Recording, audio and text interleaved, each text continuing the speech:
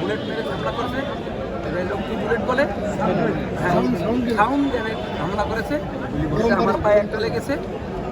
যেভাবে তারা ন্যাক্কারজনকভাবে, অন্যায়ভাবে, সম্পূর্ণ বিনা উস্কানিতে শান্তিপূর্ণ গ্রাহক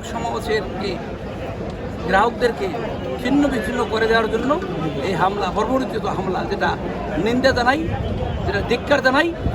এবং ঠিক ফেসিবাদের মতো পুলিশদের মধ্যে কিছু পুলিশ আছে যারা ফেসিবাদের যুগের মতো পালিয়ে যাওয়া সরকারের মতো ওই সময় পুলিশদের অতি উৎসাহী ভূমিকা পালন করেছিল কয়েকজন পুলিশ।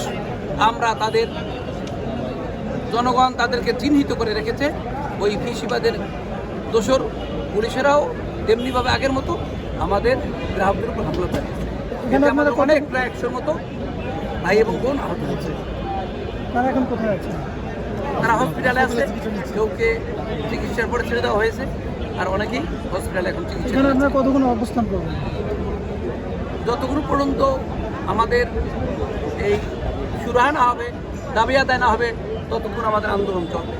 পরিষ্কার কথা, আমরা এই দাবিতে আমাদের চেয়ারম্যানকে মানি না, খুরশিদ আলম ইসলামী ব্যাংকের চেয়ারম্যানকে আমরা গ্রহণ করবো না। এই দাবি যতক্ষণ পর্যন্ত বাস্তবায়ন না হবে ততদিন পর্যন্ত আমাদের আন্দোলন চলবে ইনশাআল্লাহ।